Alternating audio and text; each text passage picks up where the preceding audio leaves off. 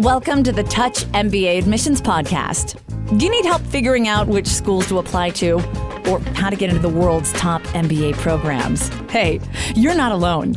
Join thousands of others on this podcast and on our site, touchmba.com, as they seek the admissions edge.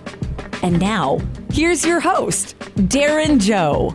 Bienvenidos to the Touch MBA podcast. I'm your host, Darren, and in this show, what we do is we talk to admissions directors from the world's top business schools to give you an inside perspective on how the whole application and admissions process works, and to help you tell one MBA program from another. I know you have a lot of options out there, and so our goal with this podcast and our site, touchmba.com, is to help you decide which schools fit you best. So if you need some feedback on your profile or you're not sure where to apply, go head over to touchmba.com. We'd be happy to help you out there for free.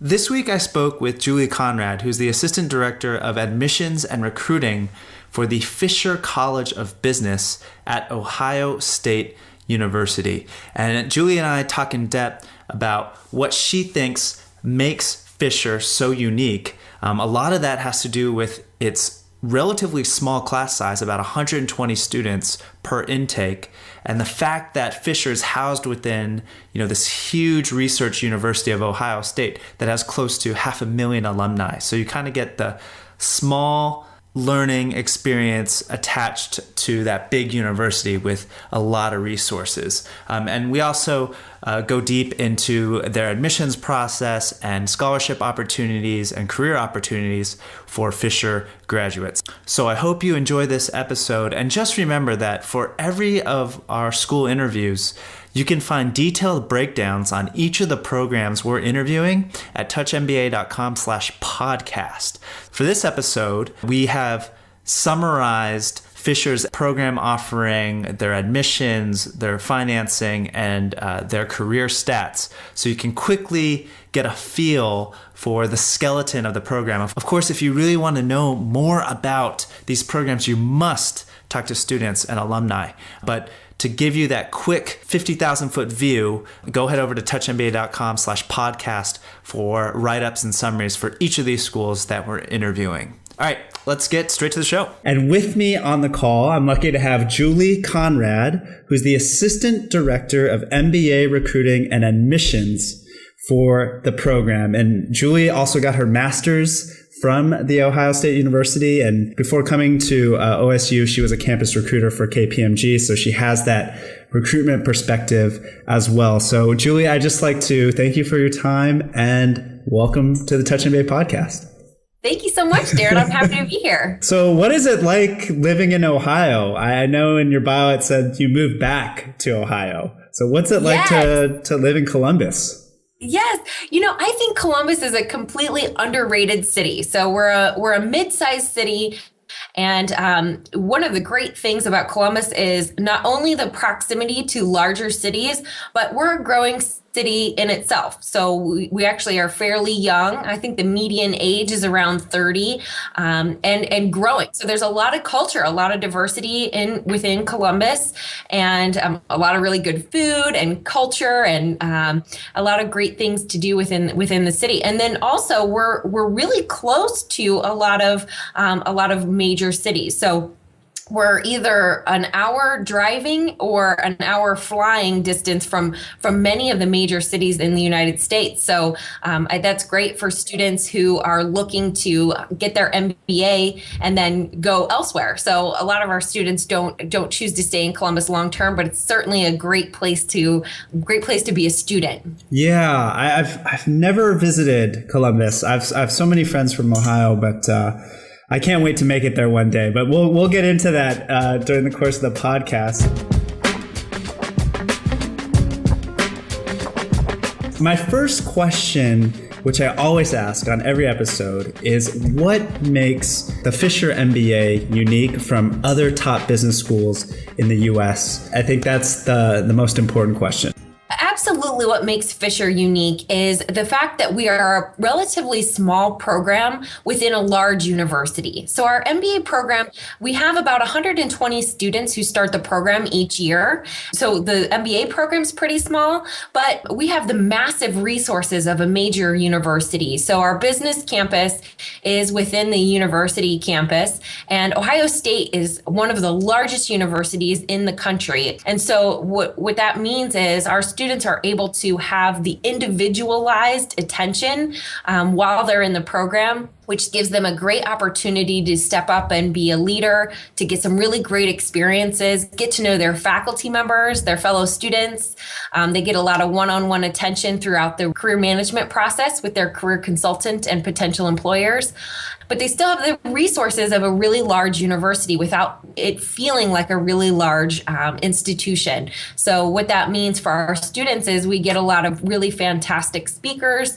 We have very close ties to the main businesses within Columbus and all over the world. And we have a massive alumni network. We have over 500,000 alumni within, all over the globe. So that's really fantastic that our students get the opportunity to be part of such a great network of Ohio State alumni, as well as Fisher alumni. Yeah, and I know you mentioned that the school is very proud of its faculty, and I would guess with a larger university comes a lot more resources for faculty and centers of research and so forth. Could you talk a bit more about what makes Fisher's faculty unique? Sure. Our faculty come from a variety of disciplines. So they may come from industry or from academia. So, for example, our professors in finance are some of the some really world-renowned professors. They're some of the most quoted in top finance journals, and they are really well researched as well. Ohio State University, for those who don't know, is known for being a research institution. And so that certainly draws a lot of faculty to the Ohio State University and within Fisher. But research is not the only thing that's on our faculty members' agenda. They certainly are extremely dedicated to our students, and the student to faculty ratio in the MBA program is 3-to-1. So students get a lot of one-on-one attention with their faculty members, and are able to use that as a resource, as kind of an informal mentor as well. Are there any new exciting developments or initiatives taking place at Fisher? Sure. So one of the recent developments here at Fisher is that we were just welcomed as a Forte Foundation member school. So those who aren't aware, the Forte Foundation is a very elite, very exclusive foundation that is focused on women and women in business. And so we were invited to become a Forte member school, meaning our students, all of our female students within the MBA program and within the School of Business certainly will benefit as Forte member schools are able to partake in networking opportunities, different types of fairs and resources that are available to our students. And we also have Forte fellowships. So our students who come to the program may also have a special scholarship that will not only give them funds to attend school, but opens up another resource for them to network with other Forte members. So that would be any women who attended a Forte school, and many other women in business, great mentors,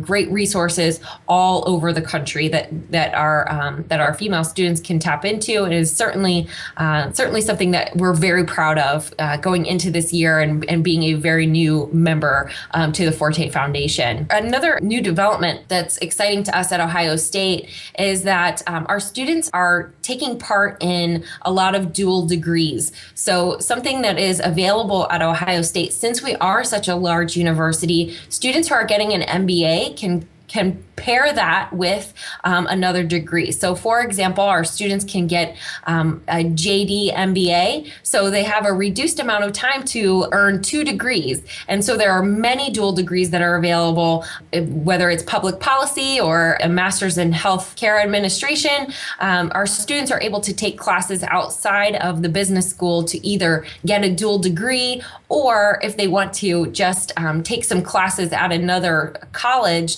and have that count toward their MBA, that's certainly a possibility as well. So even if you aren't interested in getting an additional degree, you can still take the classes at that particular program, which is really exciting for our students. So those are some of the things that are really exciting that are going on here at Fisher. There are things that are always kind of developing and changes being made every year. So those are the things we're excited about right now. How would you describe the student culture at Fisher for someone who maybe might not have the chance to visit campus? What is it like? What does it feel like? Sure. I think it's really hard to tell from websites what a school really is like. And so I think this is a great question. And, I would encourage any listeners to visit as many schools as they can to find the best fit for them. But the way that I would describe Fisher is collaboratively competitive. So, yes. So a lot of different MBA programs are extremely competitive. So you find that students may be competing against one another in a variety of facets, from in the classroom to competing for jobs. And what's great about Fisher, since we have a smaller program, so our students get to know each other really well. And something that is really encouraged at Fisher is collaborating with those fellow students so that you can learn from one another and take that information forward to your career after the MBA program is over. So we really encourage that collaboration. Certainly there's a level of competition in any MBA program, so I'm not suggesting that there's no competition, but it's more of a friendly competition where you're really trying to propel other students forward and challenge them versus just trying to get ahead yourself. And so that collaboration really sets our students up to succeed, and not only in the MBA program, but then going forward, they're able to use that knowledge in their careers, which we think is really important. A lot of our students actually have described Fisher as feeling like home.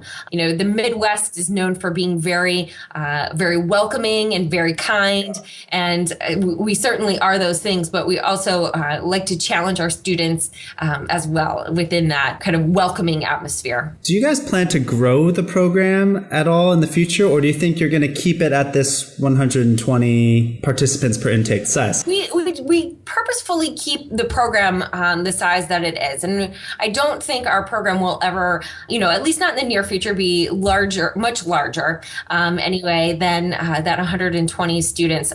We really think that our students are getting a benefit by having a smaller program because they have more opportunities to be a leader within their class. And so our students are getting a lot of exposure to different opportunities, a lot of networking opportunities where they are really able to stand out and be a star in their area of expertise. And I think that by making the program too large, we would sell our students short. So I think that for the near future, our program is going to remain around that 120 size for each incoming class. Is Fisher particularly reputable in any academic discipline?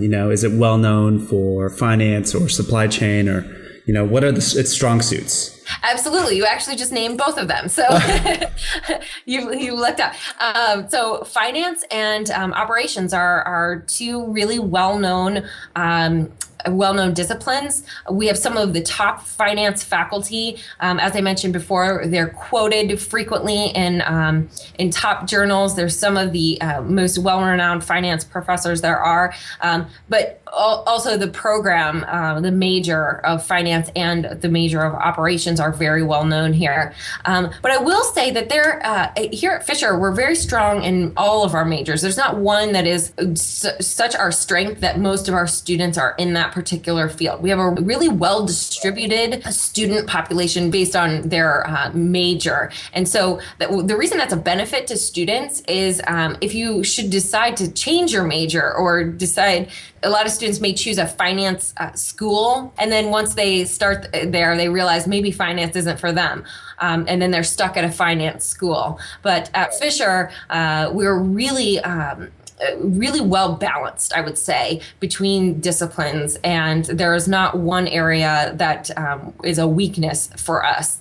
And so we encourage students to really explore different areas if they're trying to decide what their major may be. And none of them would be a bad choice. The other thing that's really nice about having an evenly balanced student population based on their major is that you're able to learn from students who have very different background from you or very different interests.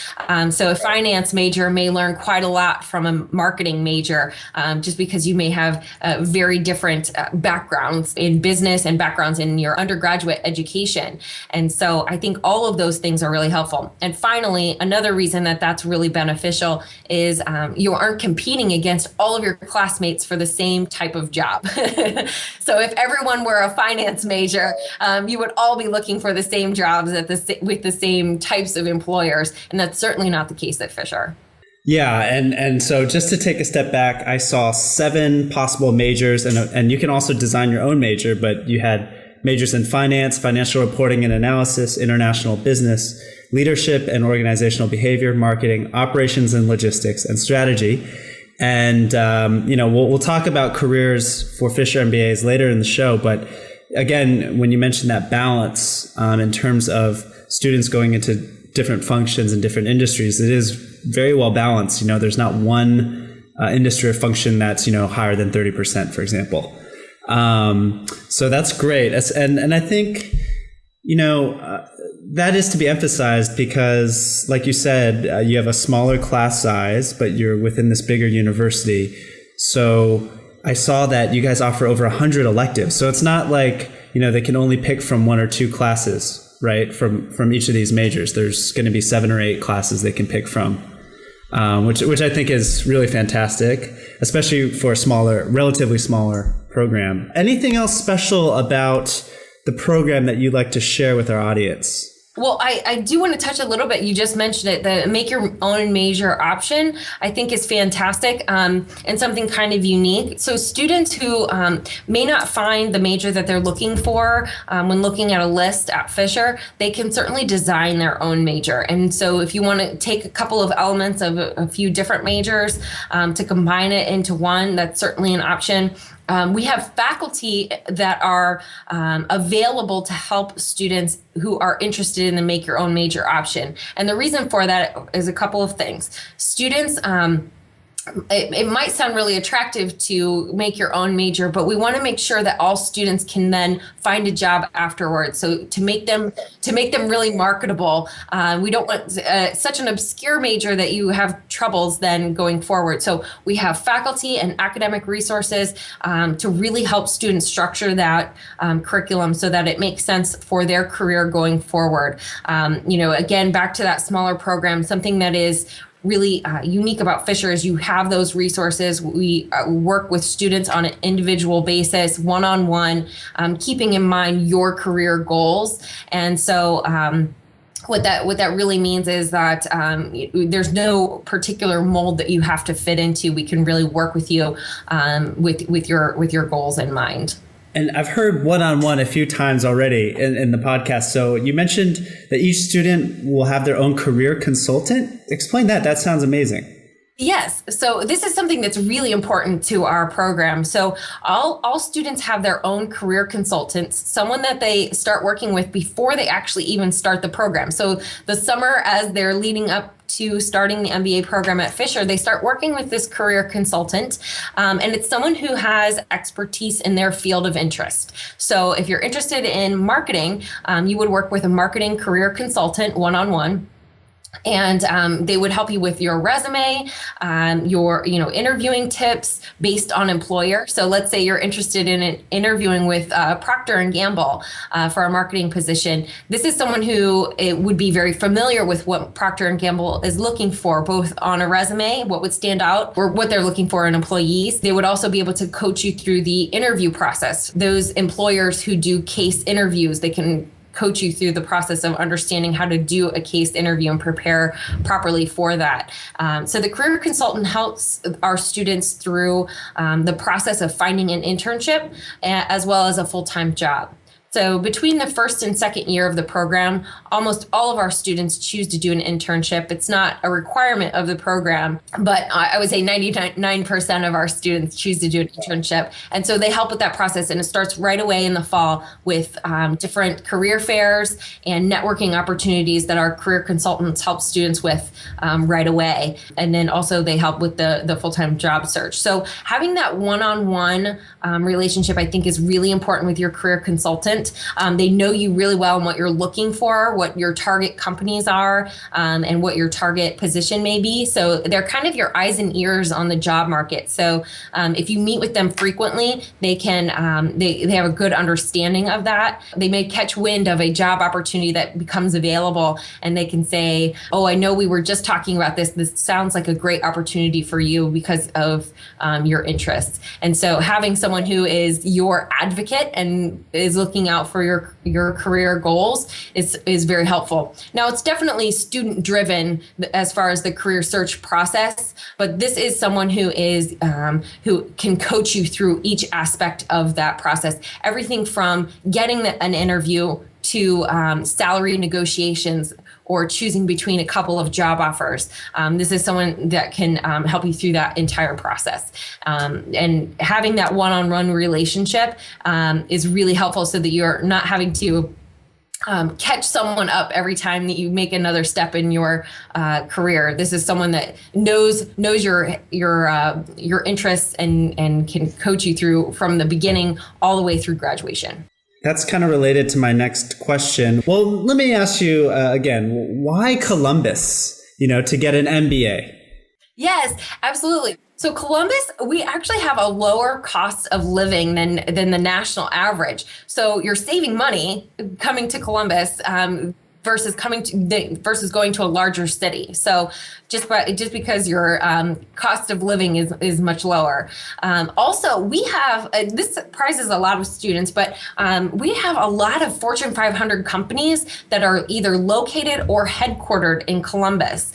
We have Nationwide Insurance is headquartered here, Scott's Miracle-Gro, Procter & Gamble in Cincinnati, so very close by, but a number of large corporations that are here. And the other thing too is Ohio State, being the state university, we are the main university within the state.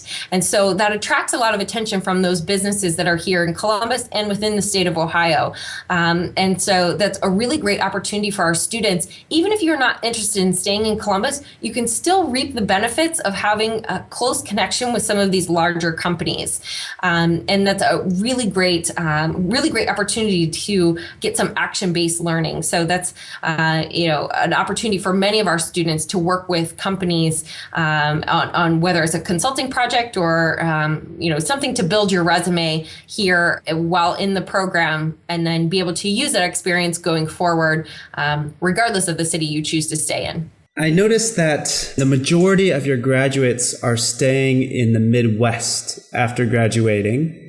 So just so our listeners know, which cities are those Midwest MBAs heading to? Sure. We have a lot of students who end up in Chicago. We do have some students who end up staying in Columbus because they fall in love. Even many of our international students fall in love with Columbus and decide to stay here, which we think is wonderful. But typically, some of those Midwestern cities, likely Chicago and Columbus, are popular ones. But we have students on the East Coast, the West Coast, and internationally. So just not as large of a percentage. We have a smaller program. So seems like, we have many students who fall in love with the Midwest, or perhaps they came to the Midwest to Fisher because they liked it to begin with. if we could switch gears to talk about admissions now. So what, we hear, I think applicants hear about fit all the time when they're, going to MBA tours or going to school presentations. So what are Fisher's fit qualities that you're looking for?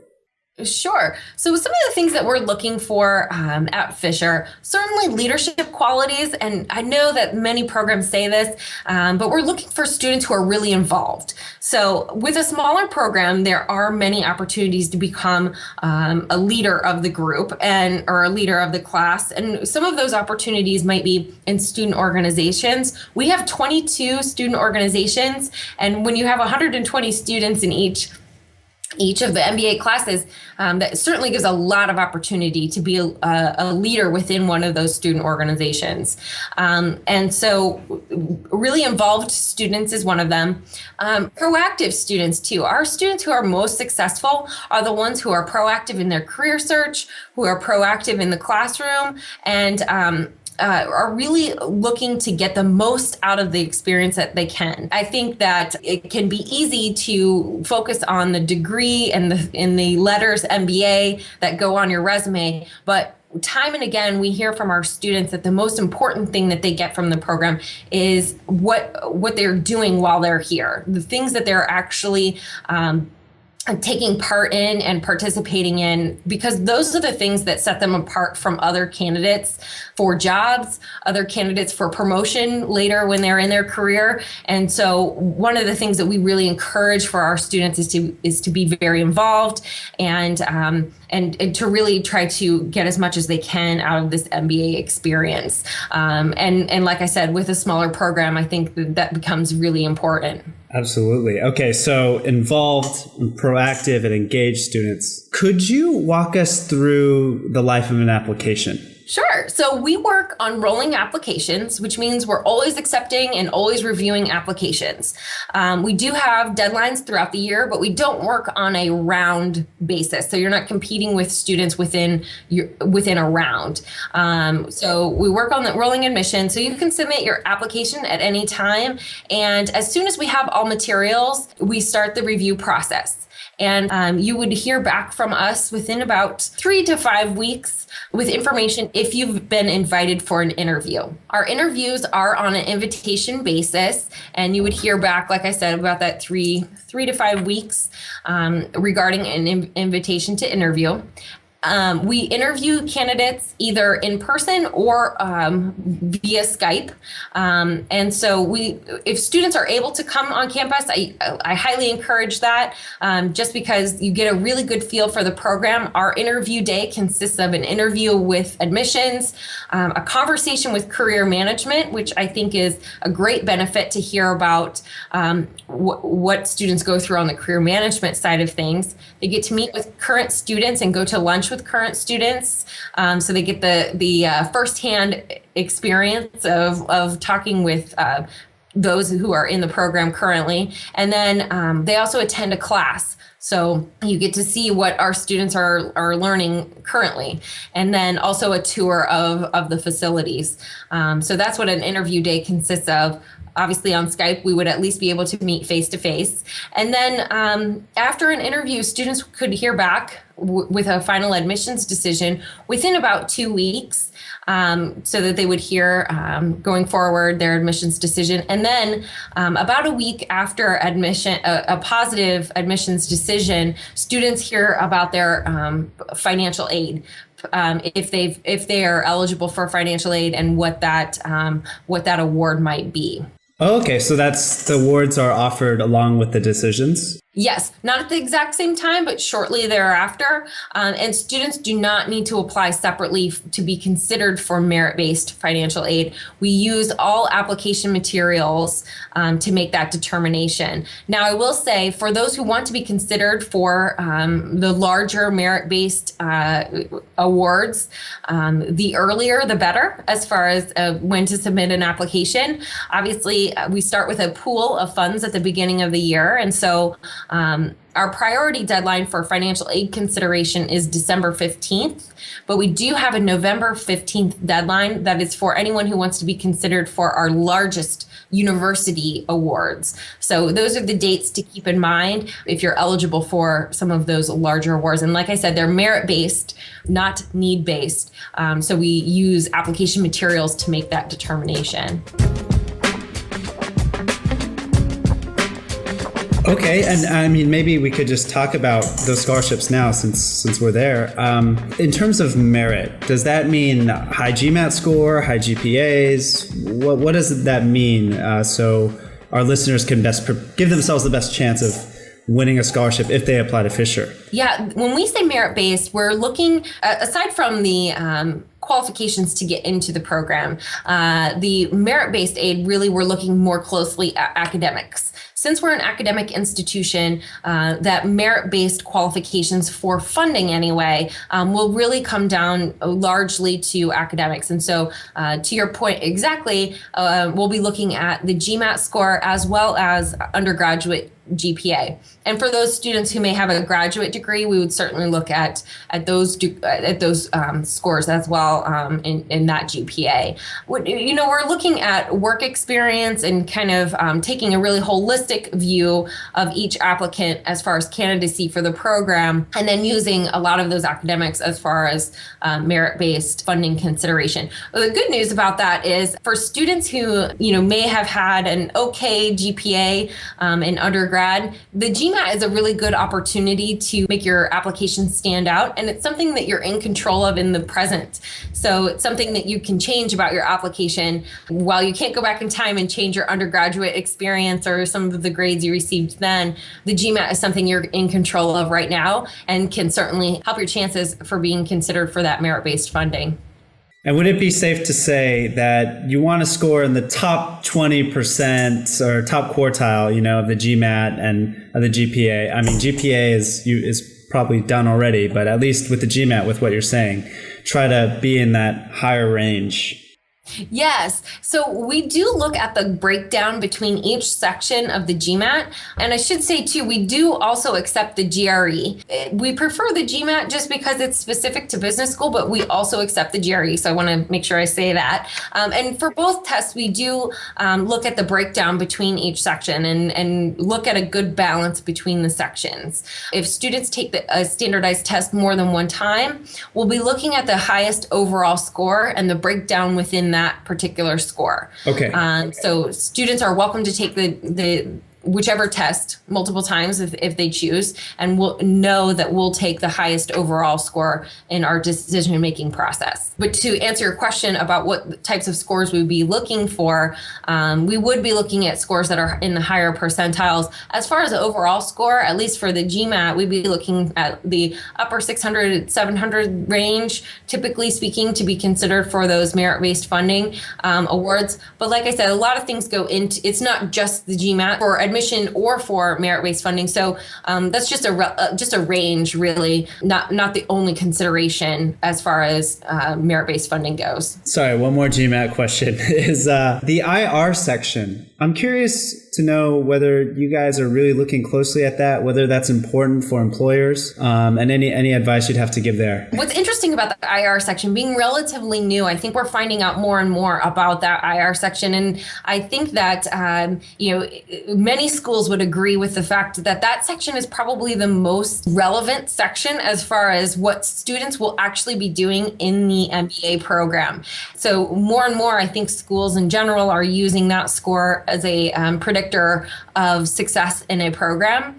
So we do certainly use that score in our decision-making process. Since it's a separate score, it's nice that we can see how students are doing in that particular section. I think it shouldn't be a section that's ignored. I think when it came out and was relatively new, students might have found it easy to brush off studying for that particular section, but more and more it is a section that we are paying close attention to. Interesting. And would you have any last tips for applicants to improve their chances? I think something and I've mentioned this already, but I think a campus visit can be really important.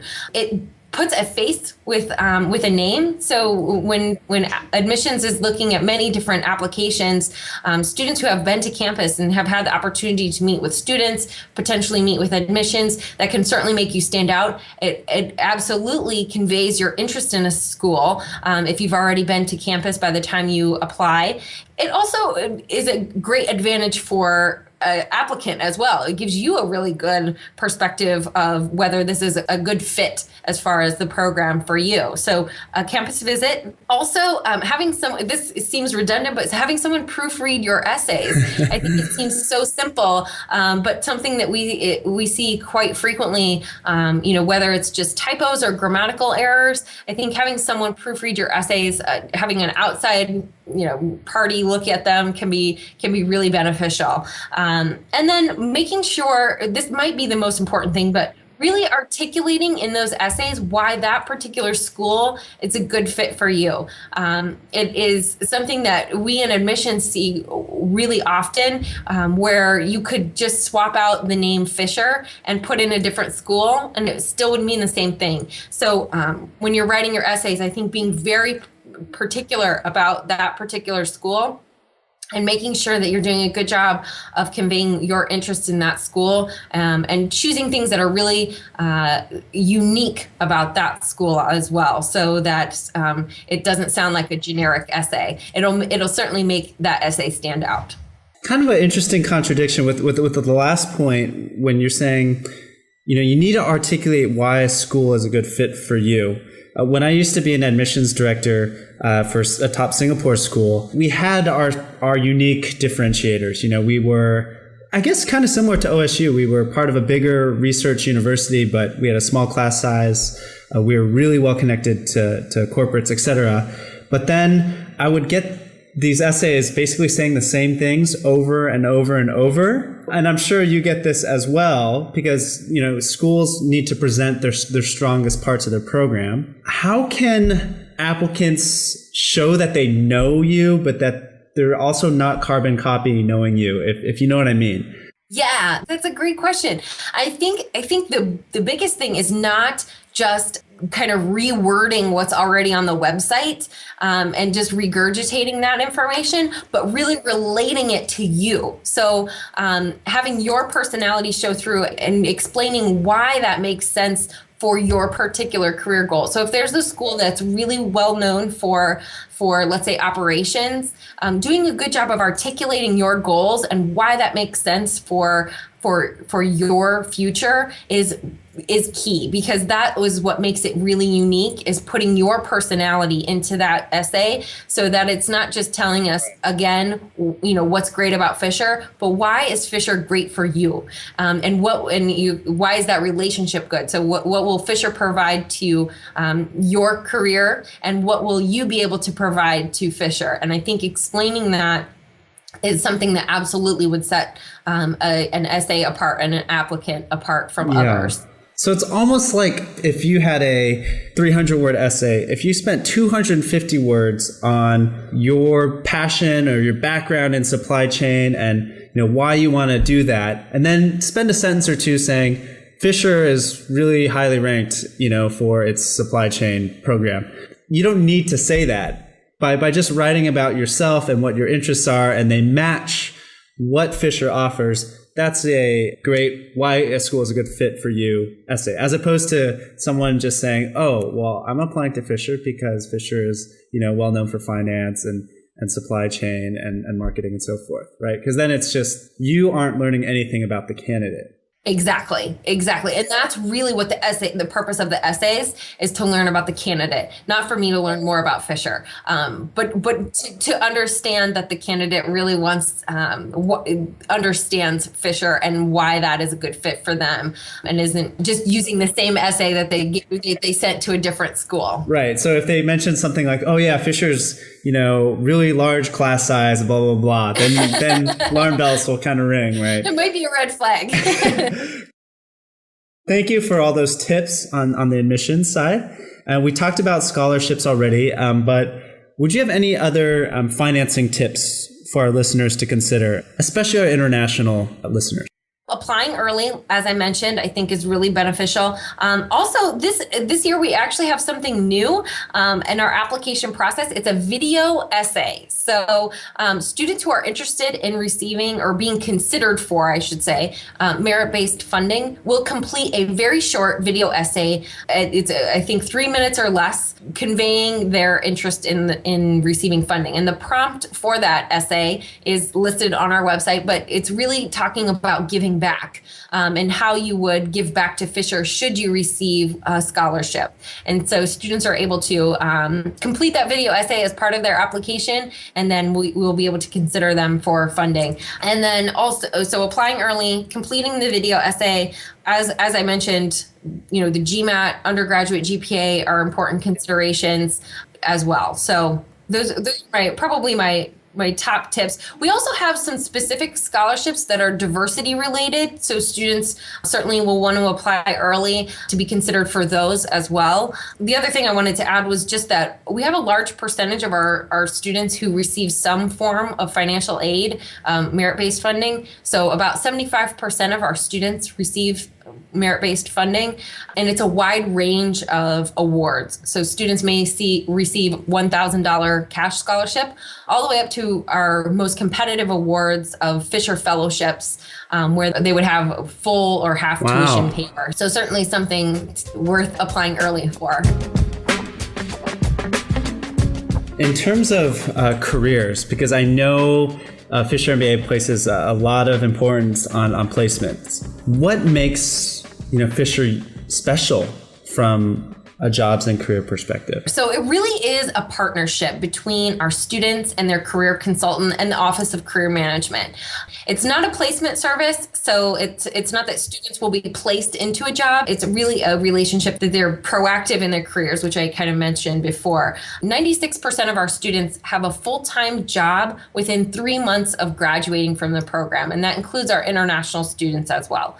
The reason we have such a high percentage of students who have full-time jobs is because we work so closely with them with our individual career consultants. The other great thing as far as the career perspective is, again, the alumni network. Ohio State having such a large alumni network all over the world is a great benefit to our students, being able to network with them. And if there is a target company that our students have in mind, they work really closely with their career consultant to then be able to find an alum perhaps in that company and begin the networking process. That alum might not be able to get a full-time job automatically for one of our students, but they may have some connections that they can then start the networking process to find a position within that target company of theirs.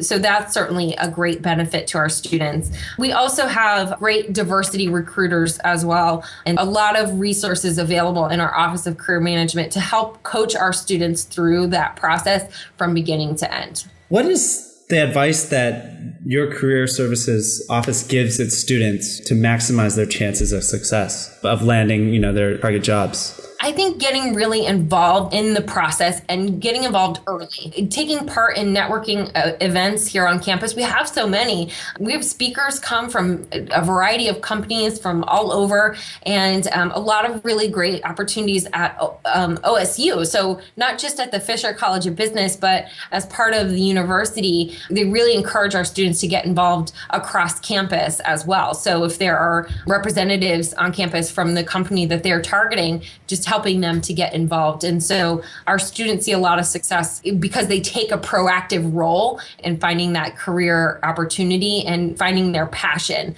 So our career consultants can really help with that process as well. So what is the best way our listeners can reach out to students and alumni of the program? On our website, we actually have a page called Connect with Fisher.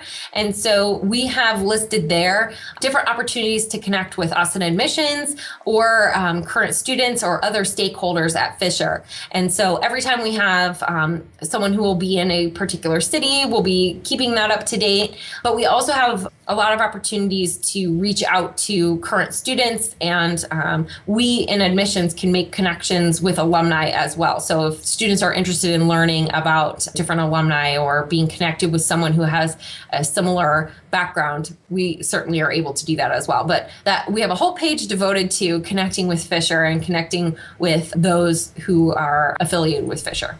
Fantastic. I'll be sure to link to that in the show notes. What would you have to say to international students who might not be able to make that campus visit trip, for whatever reason?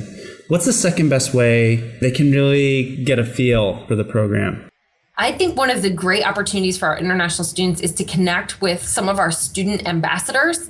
We're in the process of updating with our new student ambassadors for this current year, but we have ambassadors from different countries, but we also have the opportunity to connect students with perhaps their home country, a student representing their home country who's here in the program. I think that is a great opportunity to learn more, as well as just taking part in some of the virtual opportunities that we have. We have webinars that students are able to participate in and ask questions directly of admissions. I think that is a really good opportunity to learn an overview of Fisher, but also to get access to asking questions of admissions and learning more. But like I said, those student ambassadors are a really great representative of our program because they're able to give firsthand experience. We also have some student blogs. I saw those. Yeah, I saw a bunch of them. That's great. Good. It's a great opportunity to learn about events that are happening here on campus because our students will talk about some of the things that they're attending and again, a firsthand experience. A lot of them are actually pretty funny. Our students do have a pretty good sense of humor. So talking about the things that they're doing here on campus, I think that's a really good glimpse into the life of a Fisher MBA. So those are some really good recommendations for students who aren't able to come on campus. Fantastic. Finally, to close, is there anything else about the Fisher MBA that you just wish more candidates knew about? Yes, absolutely. There's one thing in particular that I wanted to talk about. It's our Global Applied Projects program. This is an international opportunity for all of our students. Any student in any of our graduate business programs can apply to be considered for this program. Students who are accepted, and we had 66 students who took part in this last year, they're able to work with an international company throughout the spring semester, and then they actually travel to that country to work with the company during the month of May. So they're there for about 2.5 weeks to work with that particular company on the project that they have been working on all semester long, and they present their findings during that time. So we have a variety of companies, a variety of countries. So students travel to about 12 different countries this past year.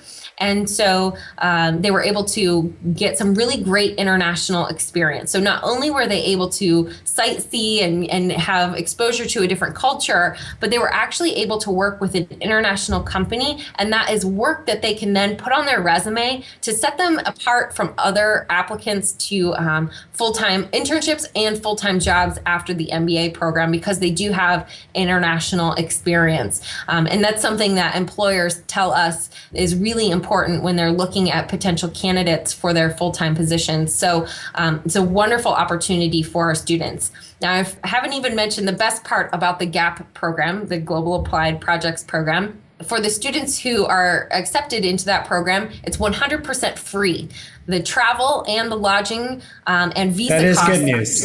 is 100% free for our students. The only thing our students really pay for are souvenirs in that particular country. So what a fantastic opportunity to get some international experience and work experience at that, and not need to pay for that particular program. So we have other international opportunities available to our students as well if they happen to not be selected for this program. But what's unique about this program is that the students do not have to pay for the program. So a wonderful opportunity. That's to you said multiple countries the same year, or one? Yeah, students work on a team of about 5 students, 5 other students, and there's a bidding process as to which company you'll work with. And each year, the countries and the companies change because we want to find really compelling projects for our students to work on, not the same companies trying to dig up projects each year. And so our students went all over. Each group only went to one country, but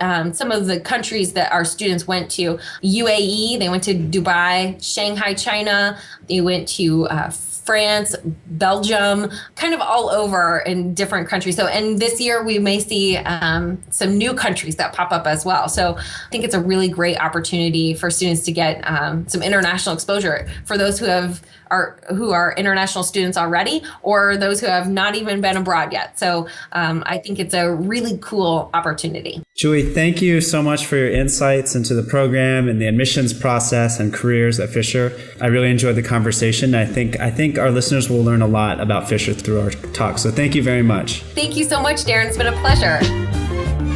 Thanks for listening to the Touch MBA podcast. Don't be shy. We have a mailing list.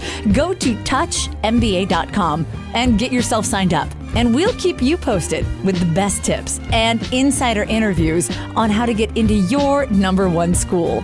You can also find us on Twitter and Facebook at Touch MBA.